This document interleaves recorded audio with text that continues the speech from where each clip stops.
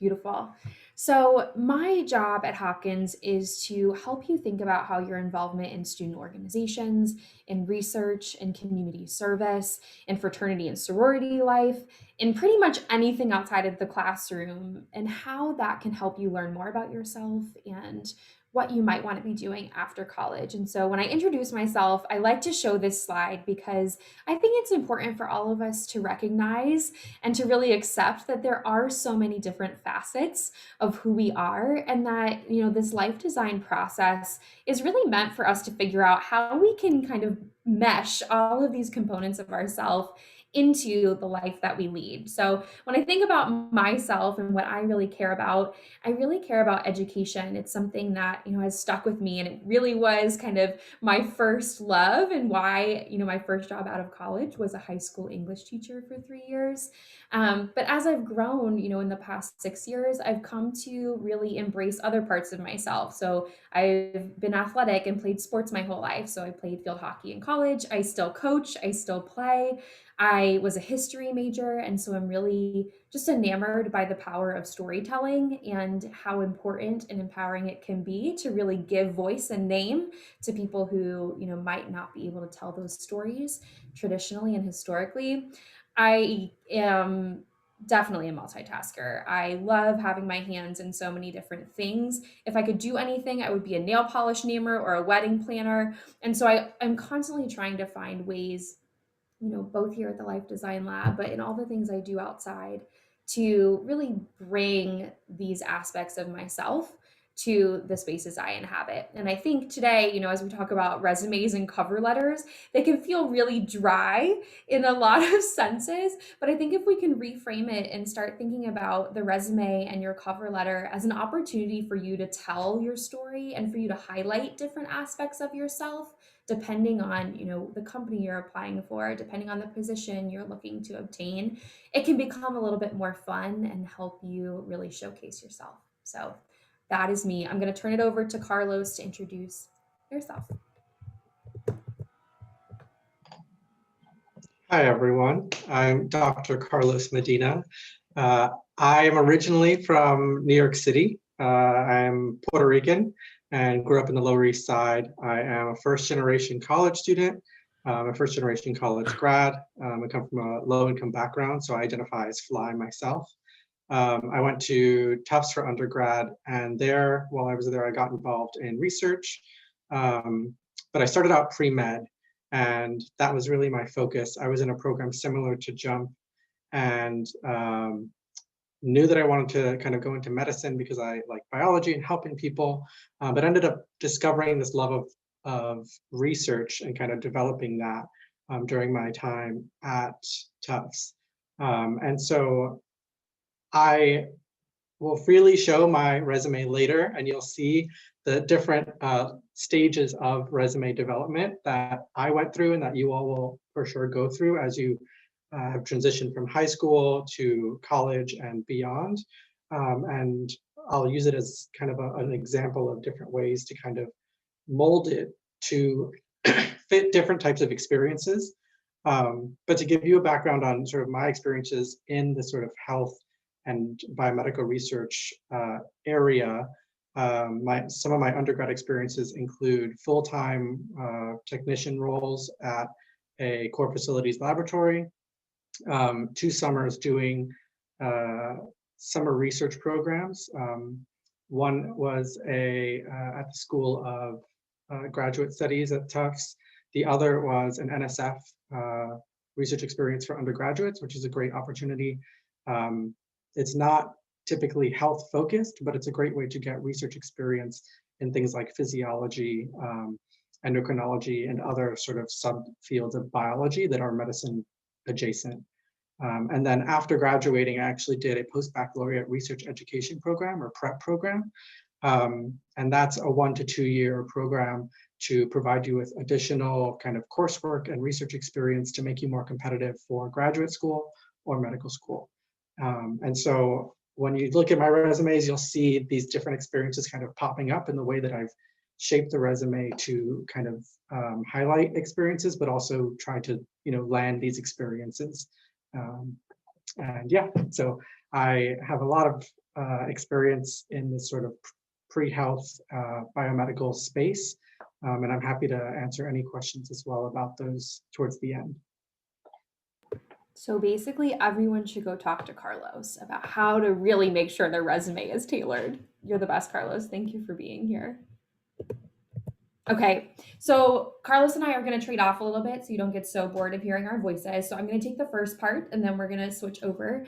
I'd love to just share a little bit about life design generally, especially because some of us might not be so familiar with it. And so ultimately here at Hopkins, we used to have a career center, and the career center was pretty exclusively focused on how can I help you get a job? What might you be interested in? And how can I help you find opportunities within that? And what we really wanted to do over the past several years is really elevate the experience for you all as undergrads and really lean into this idea that you can use these 4 years you have to really play and to really test and to really figure out what are the things that actually matter to you instead of trying to wait until you're about to graduate and taking a gamble on what you think you might want to do. And so ultimately what life design is it takes the principles of design thinking, which you can see on the screen, and it applies them to problems that we're often trying to answer for ourselves. Things like, what do I really think about life? Where might I want to live? How many kids do I want to have? Do I want to get married? Do I want to pursue this particular job? What is my whole life going to look like outside of my career? And so we're really hopeful that over the time you have at Hopkins, you can focus on a couple of things. We want you to talk to people. So our goal is to really connect you with alumni, with employers, with people at Hopkins who can help you kind of explore these questions that you have. The second piece of it is that we actually want you to go out and do stuff. So we want you to join student organizations like this one. We want you to do research. We want you to have internships. We want you to shadow people so that you can get as much data as possible right now that can help you make decisions and move you forward in your life design. And ultimately, what we're trying to kind of always land on is this point of coherency. And so we want, who you are, what you believe, and what you are doing to line up as often as possible. And I think what you're going to see throughout the many different chapters of your life is that there's going to be moments where things feel off, things feel disaligned, and we want to empower you with the tools and the connections to know that when those uncomfortable moments happen, that you are able to create a design question. You're able to pinpoint what feels off, and you're able to come up with ideas and talk to people about how you might be able to solve and to shift into a more positive space for yourself. And so this is kind of, the broad overview of life design, but I think it's really important to kind of see this big picture, even when we're talking about something so kind of concrete as a resume or a cover letter, because I think, understanding your life journey and your trajectory, that's ultimately what you have to communicate in these really kind of in these like tense or like structured documents. And so I think sometimes it's really helpful to be mindful of the process that you're going through and use that, in your writing. So I hope that we can help you think about ways to do that today. So today we're going to talk about the purpose of a resume and a cover letter. We're going to consider how you'll highlight your unique skills and your experiences in your resume. We'll talk about the need to make your resume targeted, and then we'll finish off with a little bit about your cover letter. So most of this does, center on your resume, but we wanted to give you just a bit about the cover letter so you could not only use that in a proper cover letter, but also translate these key points to your personal statement, which a lot of you I'm sure will be writing for medical school. Okay, so when are these core documents actually necessary? For resumes, they're almost always required for any opportunity that you're applying for. Even if it doesn't say on the application, please submit a resume, I would recommend that you submit it anyway and that you use it as a space, as we've said, to really tell your story. And so the purpose of a resume is for an employer to understand the potential that you have as an employee. So the goal in a resume is for you to communicate to an employer that you have the skills and that you have the experiences that directly translate to the position you're applying for. And so oftentimes, what we'll recommend, and we'll, go through this in other slides, is that you want to pay attention to the words that people are using in their job descriptions. And as closely as possible, you want to mirror those words as you write about yourself in your resume and in your bullet points. The cover letter is actually an opportunity for you to expand and to kind of go beyond the cover letter and connect the dots for the employer. So you've already shown them in your resume, with the things you've done in the past and how that will make you a great employee in the present. But now you want to also, dig a bit deeper and talk about the organization's mission, their values. How do those align with you and what you're hoping to do in the world and what you're hoping to accomplish both personally and professionally? The cover letter and the personal statement are a great place for you to really dive deeper into your story and for you to really show them, what makes you such a unique applicant. There's also kind of a last piece. We always put this up here. I'm sure a lot of you do this already for research, but when you reach out to somebody, for, to ask about shadowing, to ask about internships, to ask for an informational interview to see if they'll tell you more about their own experiences. Those types of, outreaches are really important just to, continue building your network and can also help you find some informal opportunities that might not be posted on a specific job board or on a specific website. I mentioned this a little bit already, but I think it's also important for us to really make sure we remember that the resume is for the employer. And so you really want to be focused in on how your past informs your future. So you don't want to really limit yourself in terms of kind of what you've done in your past. You want to create a kind of an overarching document that you write everything down. It can be a total word vomit. It doesn't have to be great. It doesn't have to have concrete bullet points. But if you can really think about jobs and experiences and roles in projects, literally anything you've done that might translate or relate to the job that you're applying to, you want to create a central repository for that. And then you can start being selective about what it is that you actually put onto your resume. So we recommend, having that central document and then making a new copy for every resume or for every cover letter, because these resumes and these documents should be tailored specifically to the position that you're applying for. And so again, you'll kind of look at all of this information that you have and you'll start thinking about, where do I see the connections? If they're asking for strong written communication skills, what have I done in my past that demonstrate that I have that? If they're, if they want to know that you have a strong command in specific coding, skills, where have you done that in the past? How can you communicate that forward? And so it's just really important to remember that your resume is kind of a living, breathing document that takes things from your past and you're able to really manipulate it in order to tell a story that will show your future potential. What actually goes in your resume then? So if we're translating these experiences to an employer's language, you definitely want to think about skills, tasks, and actions. You want to focus on experiences that relate. What is really helpful for them to know? This is where I see a lot of Hopkins students get tripped up, is like, you all have done so many incredible things and you want to, maybe write 5 or 6 bullet points about a specific experience you've had. I would encourage you, go ahead and write out all the bullet points, but then really think about, what does this employer actually need to know about me? Can I scale back, from 6 bullet points to maybe 3 that really, lend themselves to what they're asking for in the job description?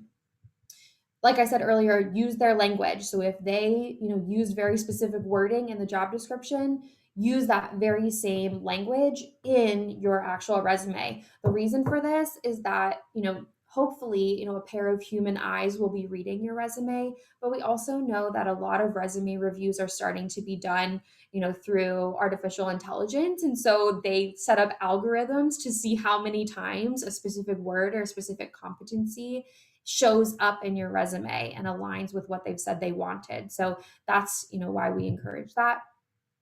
You're going to tell your story on your resume either in a chronological format, so you're going to tell it in terms of time. Usually your entries on your resume go from, most recent back to further in your past. That is one common way that people tell their story on their resume.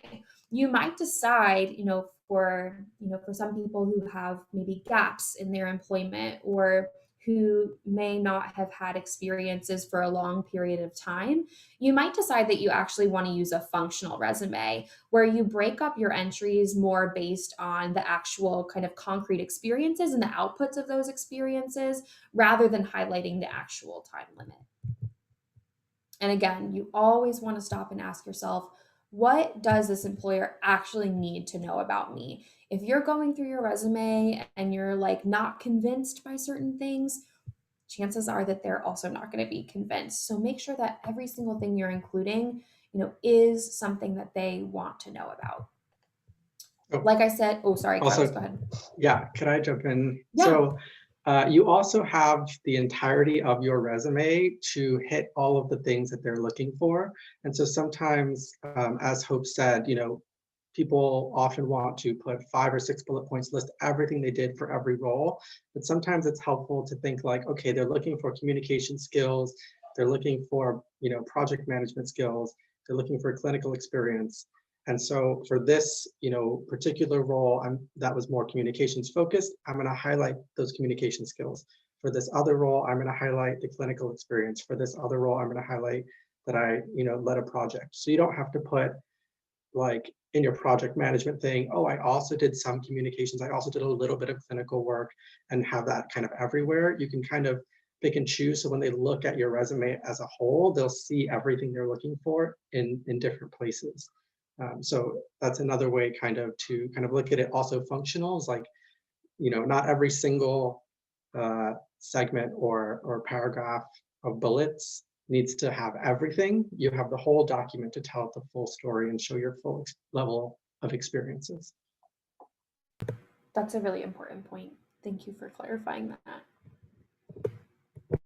So again, keep that central document. It seems kind of counterintuitive, but I promise you it's going to help, especially as you get further on in your undergraduate career. Y'all are going to have done a lot by then. And so it is important to kind of have, something that lists everything that you've done. So you can see on the screen, this is Carlos and his kind of list of his leadership and mentorship activities. So he's done a ton of stuff, but again, he might only highlight 3 to 5 of these on an actual resume, but he doesn't want to forget, some of the other pieces that might resonate with another program that he's applying to because maybe someone also did that same exact program and he wants to leverage that connection. So keeping it in a central place can really help you, as you make different versions of your resume.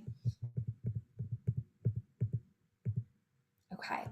So we're going to briefly talk about formatting your resume. Again, like I said at the beginning, you're going to have these slides, and so you can refer back to them. So we're not going to spend a ton of time here because we want to spend a little bit more time on the actual content and how you can make sure that it translates effectively. So when you think about, a resume and the layout of it, you generally, need to have a couple things. The first important thing is that you need to have a header. So that includes your name, that includes your contact information. It should include your LinkedIn. If you don't have one, make sure you're taking the time to set one up. We're happy to help you with that. You can drop into office hours. And if you're somebody who does a lot of projects, sometimes you can put your online portfolio link up in that header section as well. And then once you have kind of that main header, your resume is then broken up into subheaders. And so you always have an education section that goes near the top. Later on in your life, you might move it down, but for now, we recommend that it stays close to the top. You usually have a professional experience category, something with student leadership or your involvement, your volunteering, and then there's a skills and interests section. You also really want to pay attention to, it seems kind of nitpicky, but you want to really make sure that everything is aligned exactly as you intend it to be aligned. So if you take a look at this screen, everything is left justified. When you look at the locations and the dates, they're all, pushed to the right and in the same line as each other. And so making sure that, that looks okay. Like looking at your layout and your format of your resume is a way that employers can tell if you're detail oriented or if you're paying attention to these small things. So it's always a wise idea to have several eyes on your resume before you submit it. And then it's also important to just keep your font pretty basic. So again, like I mentioned, a lot of um, companies are starting to use AI powered tools. And so it's important for that to be, clean and streamlined for that. But also when human eyes read them, you want to make sure that it's visually appealing and pleasing to them as they read it. So we would just recommend, using Times New Roman, Arial, some of those general fonts keep to keep it consistent. Okay, Leah says, I've been told to make my resume 2 pages for more STEM based jobs. Is that true? Carlos, I'm going to defer to you for a second. I think for more STEM-based jobs, you can go beyond one page. I think one page is still the expectation. If you have a lot of, maybe research experiences, or you've done a number of, had a number of jobs or a lot of different kind of skills, or you've had a lot of shadowing experiences, then, you can go to like a page and a half. Um, 2 pages potentially. The thing is, I think typically, I think you get into that zone where, as Hope was talking about, it's like you're putting everything on there. And, if you're at 2 pages, you might want to look and say, is all of this really relevant to the Mm-hmm. specific thing that I'm applying for? And if not, then try to cut it back down to one page. I have sent out resumes that were, in maybe like senior year or so, that were, or maybe like just after senior year, that were maybe a little bit beyond one page. But oftentimes that second page would be like sort of additional things. So if you have like any, I don't know, publications or additional like activities or skills or something like that, something that could kind of be cut off and put somewhere else in your application, because you want the core stuff to be on that first page. Yeah, I agree, especially because people look at your resume for such a short amount of time. And it seems so frustrating because, you spend so much time on it and you're trying to make sure it is so tailored. But again, I mean, they're really only spending a few minutes. And so I think the longer it is, the less likely they are to, really focus in on everything. And so, like Carlos said, make sure even if it does move to 2 pages, all of the really important and transferable information comes on that first page. Thanks, Leah. Appreciate you.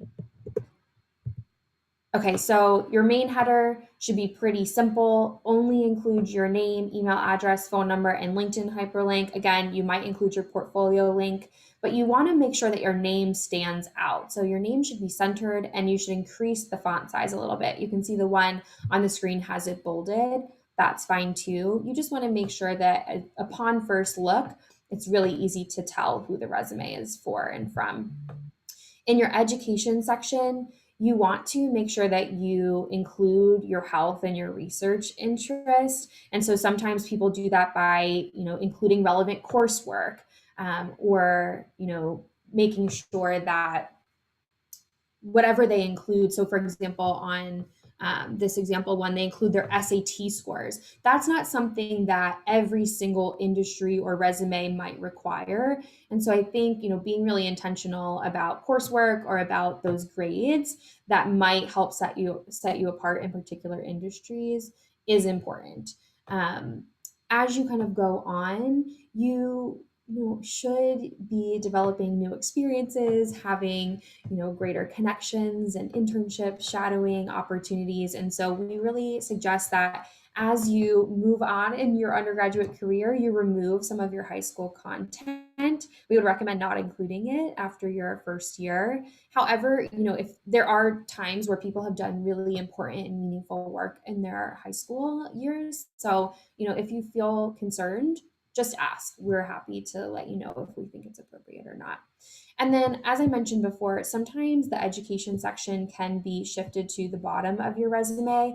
I think at this point in your lives, it, for better or for worse, is a really important positive that you're going to Johns Hopkins University. So to have that at the very top of your resume, I think actually, bolsters your resume and your application itself. When you move into your professional experience, I love, this point, Carlos, that you made here of like rethink the subheader as you think about what type of role you're applying for. So, kind of the most generic one is professional experience. However, if you're applying for a research role, it's probably better to title that research experience. The main, point of this section is to prove that you have experiences directly related to the role in terms of some type of like work experience. And so the more concrete you can make that, I think the better. When you move into, your volunteer experience and your student leadership, again, you can use whatever title feels most relevant to the job posting. And then, we'll talk later on about what should you actually include and what should you highlight. Again, it should really just, highlight and show that you have done things that are similar to what they're asking you to do in this role. So, if you need more help with the life design or with resume, you can use our Life Design Lab resume guide. The link will be in the slides. So you can do that. You can go to our website and access it that way. But there's like tons and tons of examples, and you can feel free to drop into office hours to, get some insights into how your resume should be formatted. But with that, I'm going to move to Carlos, and he's going to talk about what experiences actually go into a resume.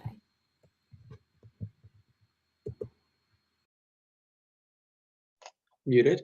So with this first slide, what I wanted to show you all is my resumes throughout the years to show you that your resume is and should be a constant work in progress. It's a living document that changes along with you. So on the left is, I think it's my freshman year resume. It really just has, it's kind of like the one I made senior year of high school.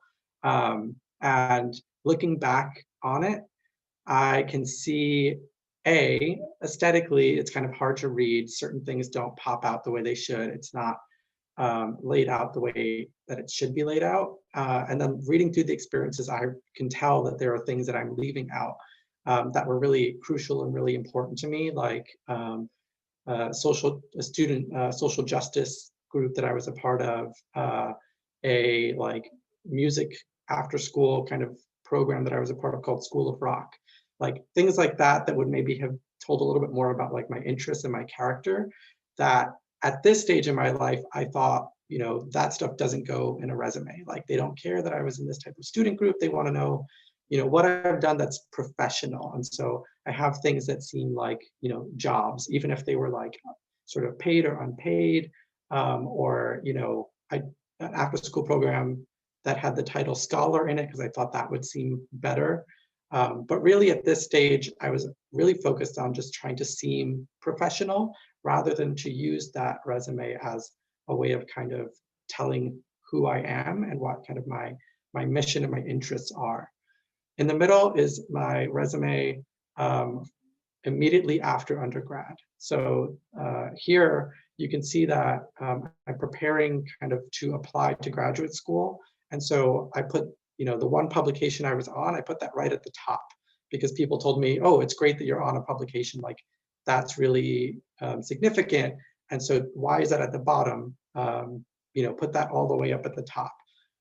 In a later stage, if you're finishing graduate school or you're an assistant professor, your publications can be at the end. But at a different stage, at an early stage like this, something like that would be higher. For your publications, if you're on any, you would always want to indicate, what your role is. So don't feel like, oh, I played a small part in this. Always own what you did, know what you did, understand it. If you need to touch base with an old, mentor or anything like that, reconnect with them and say, hey, I just want to run through like what I worked on that summer or in your lab, just to make sure that like I can, recall all of it so that I can talk about it if it ever comes up in an interview. And just stay on top of that because they'll expect you, to be able to own the part that you played. And then you can see I have research experience next, followed by other work experience, and then activities and interests. And at the bottom, I have things like Health Careers Fellows at Tufts, which is the program very similar to JUMP, and the Center for STEM Diversity, because my diversity work was very important to me. And then on the right is my current resume. And here, this is my research resume, but I've even kind of revamped this and changed it for different roles. So roles in diversity, roles in the role I have now at the Life Design Lab. And so I actually have multiple different resumes right now that I continue to kind of add and change as I'm no longer applying, but recently when I was applying for different jobs here, Life Design Lab, and also research positions, I had multiple resumes that I used when applying. And that's okay. Next slide. So as Hope said, what you put for your subheaders really depends on what you're applying for. And you can adjust it for each position, whether it's a clinical shadowing experience, a summer research or clinical experience, a job, whether that job is, being a technician or working in a healthcare setting or working in some sort of healthcare consulting. You can, take professional experience, work experience, and change it to fit what you're applying to. And you can also kind of take the things that are within that section and break them off into different segments. So I just met with a student who had a bunch of like, she had some shadowing experiences. She also had some work experiences and like one research experience. And she kind of had it all mashed together in one section called, work experience. But my suggestion was, well, pull that out and kind of really highlight your maybe like research and professional experience together in one section, and then your clinical shadowing experiences in another. And in that way, just by glancing at your resume, they can see the different types of experiences you have. And so sometimes putting them together is better, sometimes breaking them apart is better. It's a good place for you to kind of get creative and figure out what is, makes you unique, what like combination of experiences you have that will make you stand out as an applicant when you're applying. So we said to put relevant, and what I don't want to do is kind of overshoot that and have students kind of removing everything from their resume that they feel is not related to, health or medicine or healthcare or the clinic. And so I have a little story here. I was a part-time technician for work study when I was an undergrad, and I sent in that initial resume that I showed you, actually an updated version for that position. And then I worked there part-time all 4 years, and then after graduating, they hired me for 1 year full-time. But in order to do so, I had to kind of reapply formally, which required resubmitting my resume and going through the application process again. And when my old boss, or I guess current boss, looked at my updated resume, she said, why did you remove the dining services job that you had? And I was like, well, that was making burritos at like the campus center. It was like my first job. And, I felt like with everything else that I had done, it just wasn't, as impressive or wasn't relevant. And she was like, part of the reason we hired you is because you had that on your resume, because we knew that you were someone who was capable of like working with customers, working with people, you could communicate, including the fact that I, not just fulfilled customer orders, but also did restocking and cleaning of the workstation. They knew that I was someone who was willing to do the work, and I wasn't just going to come in there and expect to be, handed everything or expect to be put on a bunch of papers, or they knew that I was a diligent worker. And so sometimes different things that you have that might not seem relevant can they can show a side of your character, a side of your experience, sometimes your values, like the Center for STEM Diversity um, group that I was a part of. They can show things about you that really highlight you for the role and add an extra layer to your resume. As I said before, you're not limited to one catch-all resume. You can change the headers for different sections, and these are it's more or less the same information, but the header written differently: diversity and inclusion experience, diversity advisory board appointments, admissions and diversity advisory board appointments. And those are for different roles I was applying for, the last of which was in a department, admissions department at another university. And so you can kind of use those to tailor your resume and highlight the parts of it that really apply to what you're applying to. I think there's one more. Okay, yeah. Same thing with if you have something like a personal summary up at the top. It's okay to not, have one standard generic one, but have one that is really tailored for the role that you're applying for. And so again, I had 3 resumes. I had 3 different things at the top that talked about my kind of mission and my passion and why I was really focused on applying into this type of role. And in life design, we talk about something called like Odyssey journeys and imagining alternative futures and different, potential futures. And I think we all have a lot of different sides to us and a lot of, different potential lives. So, we might be interested in health. We might also be interested in diversity. We might be interested in, athletics or sports. We might be interested in a number of different things, and we're passionate about each of them. So it's not inauthentic to really tailor this section to show what your passion is for that aspect of who you are, what you're applying to. Okay. Wonderful. Thank you. All Yeah. right, we're moving on. So you've got an idea of layout, you got an idea of kind of what it is that can go in there. How do you adjust your headers to make sure they represent you and the version of yourself that you're leaning into? You're probably like, okay, Hope, this is all really nice, but the thing that I'm always most stressed about is these pesky bullet points in my resume. And we know that that is a very stressful part of resume writing. So we're here to hopefully give you 2 ways that you can utilize to make it feel a little less stressful. So we've got 2 tactics. The first tactic is called STAR. And so this is something that you probably might have heard of if you've gone to another life design resume workshop before. This is a pretty common, way to consider writing your bullet points. And so again, we've talked about this idea of telling a story. And so what I recommend, again, you've got that whole central resume where you're just writing everything down. And I'm a wordy person. So I would recommend just starting to kind of word vomit. What is it that you were actually doing in each of these experiences that you might include on your resume? And so STAR is an acronym that stands for a few things. So first, it stands for, a skill or a situation that you were in. So you would consider, how did you demonstrate this skill in a particular situation? What action verbs could you use to showcase those skills? And so every bullet point starts with a really strong action verb. So this is a great place for you to start brainstorming those.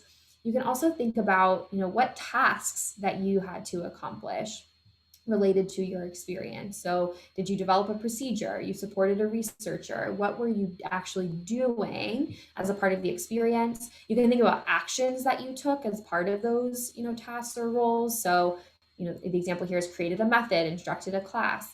And then last but definitely not least is really thinking about what were the results of your task, of your action. How can you communicate your impact on the specific experience that you were in, where you were working?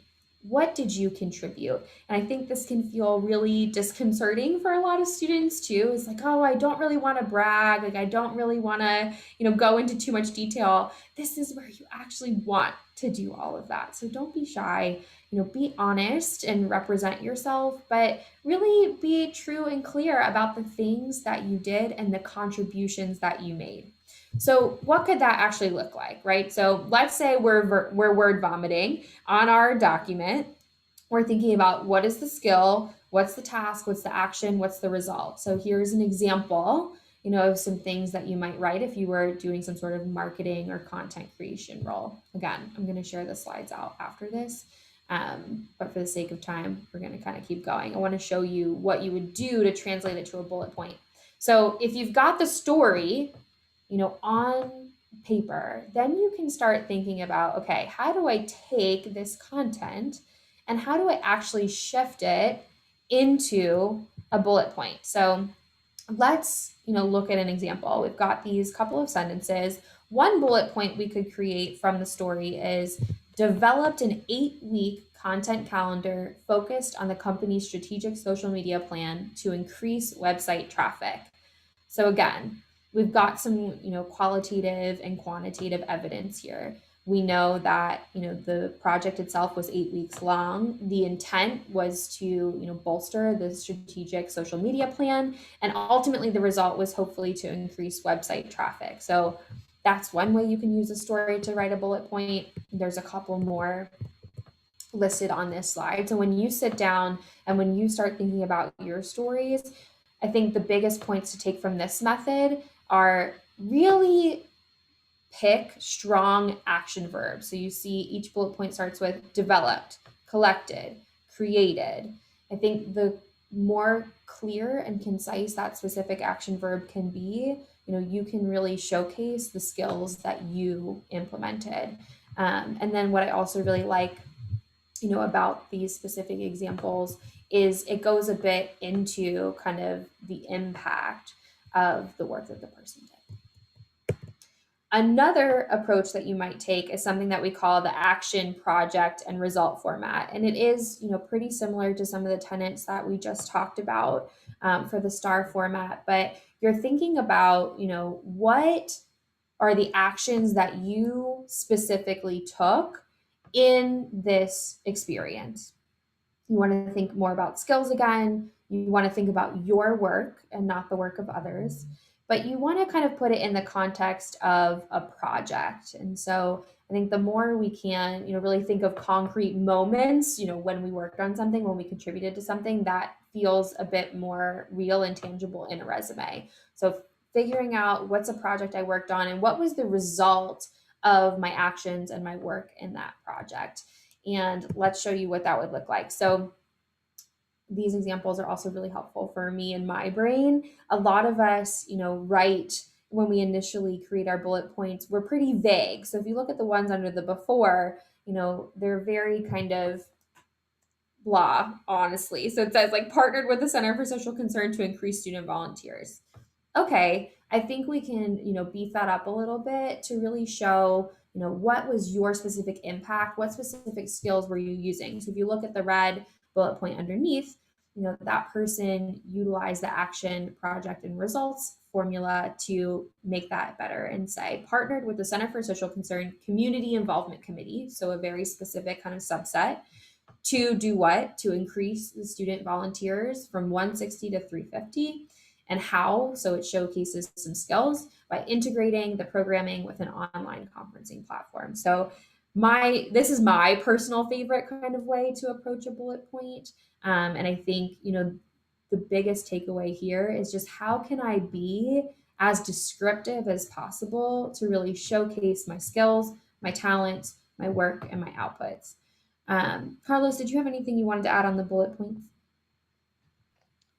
Uh, yeah, just to say that, the goal of this is for them, as Hope said, to understand what you did, what your role was, and also, how that maybe helped your team, helped the company you were working for, helped, make an impact. And so they want to see you demonstrate, that you did something that made an impact, because that And then if you can, relate it to what they're asking for in the job description or in the program description as well. So, if this one talks about how it's, they've just switched to virtual and they do all online, conferencing or whatever, something like this would be, a great bullet point, because it shows, without saying I have experience and can do this, it shows that you do have this experience, and it immediately kind of relates to what they're looking for. So the more you can do that, be specific about what you did, and show the impact, and if possible, connect it to, what they're hoping or looking for you to do in that role you're applying for, the better. Beauty. So last point here before we move on to cover letters is that we have an awesome resource at your fingertips called VMOC. And so before you even drop into the Life Design Lab office hours to get some feedback from life design educators, we would recommend that you run it through this platform called VMOC. So let me show you real quick what it looks like. Carlos, bless him, ran his through. I did that too, and I was honestly like, okay, I didn't do that bad, but there's definitely things to improve. And so what happens, you upload your document as a PDF, and it gives you, tailored feedback. So it like reads your resume and it gives you a score in 3 different areas. So it gives you a score in terms of impact, in terms of your presentation, and in terms of competencies. So the competencies piece is really how are you communicating some common, themes and skills that employers are looking for. The format, definitely make sure you're on track there. And then impact is really about how are you using your words economically? How are you being clear about your action verbs in your bullet points? And so, it'll give you an overall score, but you can actually click in and it'll give you like very clear data on, what specifically you should change. So we would definitely recommend that you leverage that resource. All right, Carlos, cover letters. Nice. And I will say with VMOC, I would follow it, and then, as Hope said, check in with the life design educator, because some things might, for instance, if you go back one slide, the resume on the right was docked a lot of points for presentation, and when I looked at it, it's because it had very specific kind of requirements around, where things were. I modeled my resume after like more of the Silicon Valley style resumes that I was seeing, in the tech world, in the biotech world in San Francisco. And so there will be times when, you'll get recommendations from VMOC where you're like, I don't know if I want to do this, or I don't know if I like the way that that looks. And that's okay. It's great to have this so that when you do meet with a life design educator, you can talk about, oh, it's telling me to do this, but, I am applying to creative things, or I'm applying to this or that, or, I've seen resumes in my industry and they use this type of language. And so VMOC is amazing to get you like, 80, 90% of the way there. And then that'll allow you to have a really in-depth discussion with a life design educator. So they won't have to spend time on, spacing, bullet points, and things like that. Okay, so really quickly, cover letters are, they're not very commonly used outside of applying for kind of full-time positions. A lot of times even internships won't usually ask for a cover letter. But the thing about cover letters is that they're kind of like personal statements that you maybe are more accustomed to writing when applying for, programs, research or clinical programs. And really what the goal of a cover letter is the same as a personal statement. It's kind of to align yourself, your experiences with the position and the mission of the program or the role that you're applying for. It allows you to kind of connect the dots between who you are, what you've done, and then what you want to do. It's just like a personal statement, a way of kind of showcasing your writing skills. And a great way to beef that up is to go to the writing center to have them review some of your cover letters for kind of syntax and phrasing. We're also happy to review cover letters in the Life Design Lab as well. And then what we mean when we say kind of connecting your mission to that of a company or an organization or program is every organization has a mission. If you go on their website, you can usually find it. Here we have PayPal, United Way, and even Johns Hopkins Medicine actually has a mission. And you might say, well, it's, Johns Hopkins Medicine, its mission is to help people. But they use very specific phrasing within their mission, to improve the health of the community and the world. And so if you're applying to a job or even medical school, aligning your kind of mission with that of the organization that you're applying to can, in your cover letter, can really show not just what your experience is, but why you have this drive and motivation to apply for this particular role.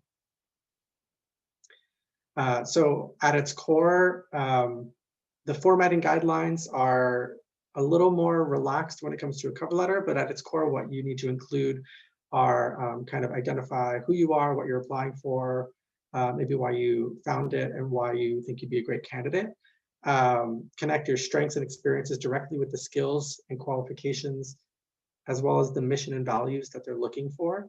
And then, of course, just kind of reinforce your interest and let them know that you're excited and enthusiastic about this, since your resume kind of can't convey that to them.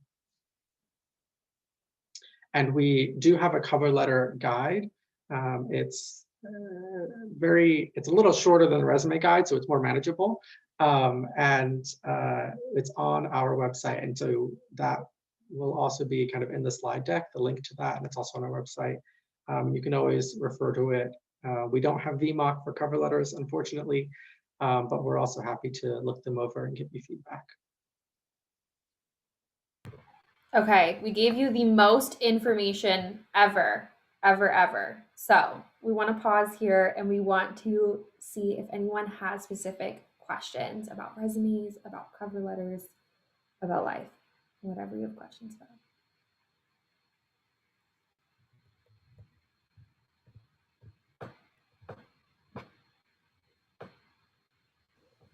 I have a question. So by someone I was told, like, for in terms of CVs, like to put everything on there. Would you say that's like the case in comparison to like resumes? Yeah, so from my understanding, a CV is meant to be more of like an exhaustive description of, immersive experiences you've had, publications you've done. Maybe you might highlight coursework. And so, yes, that is probably going to be more than one page. I think, CVs in my experience have come kind of much later in kind of the process. So maybe applying for a PhD program, or for some more kind of more academic roles, honestly. Like I think a CV is very much in kind of the academic space. Carlos, has that been your experience as well? Yeah, I mean, most like assistant professors have CVs, and maybe like postdocs or senior level grad students in the research world. Um, yeah, and if they're asking for a CV specifically, then go for that 2-page, 3-page. You don't have to feel constrained by the limitations of a resume. If they're asking for a resume, that's where I would say, as we said before, stick to 1 page, if you can. But if they're asking for a CV, then feel free to kind of put everything on there. And unless they give a page limit, you can put, every presentation you've done, at any sort of, if you've gone to any conferences, even local, presenting at like if Johns Hopkins undergraduate research conferences, put those on there, put everything on there if it's a CV for sure. And would like, if it's like a significant amount of like an accomplishment, would you consider putting high school stuff, or should I more so focus on undergrad?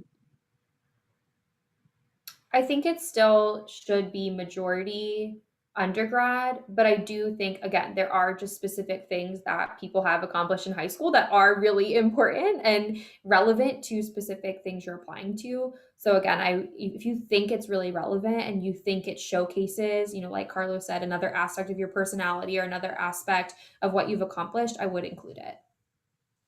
Okay, thank you. You're welcome.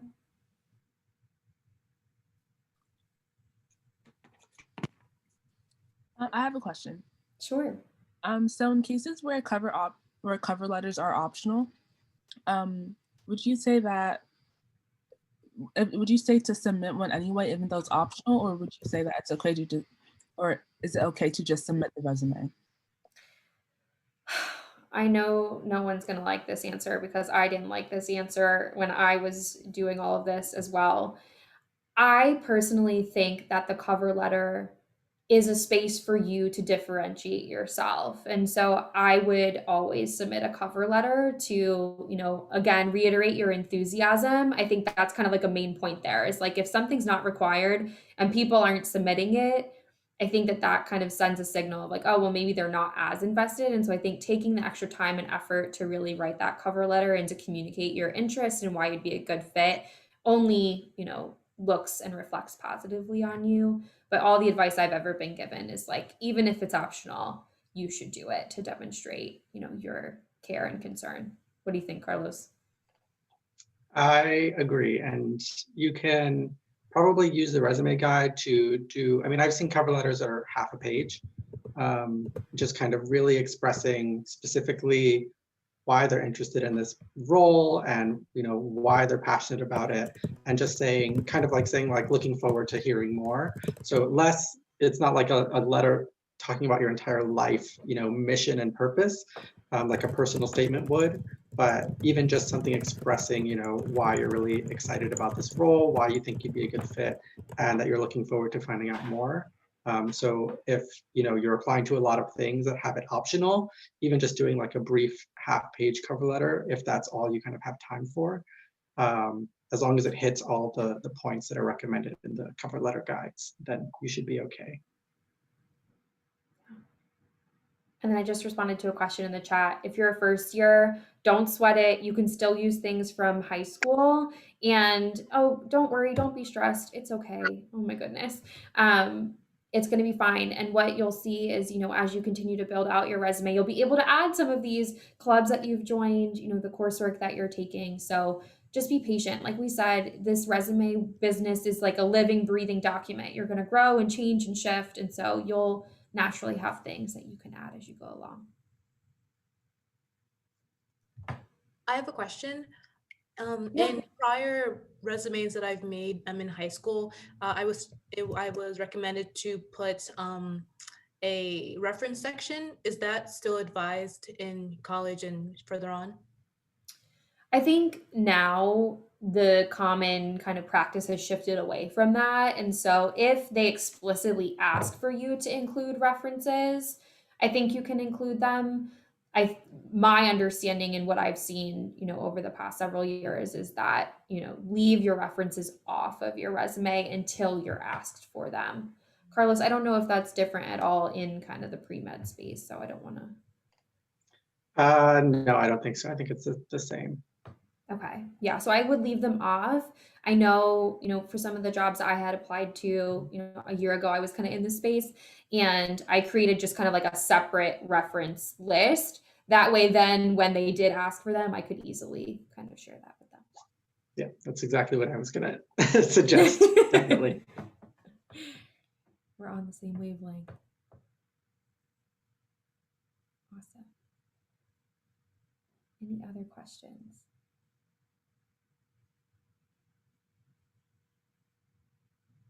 Okay, well, we're here and we're going to send you that massive PowerPoint. Bless you for sticking with us and for just, hopefully soaking at least a little bit of it in.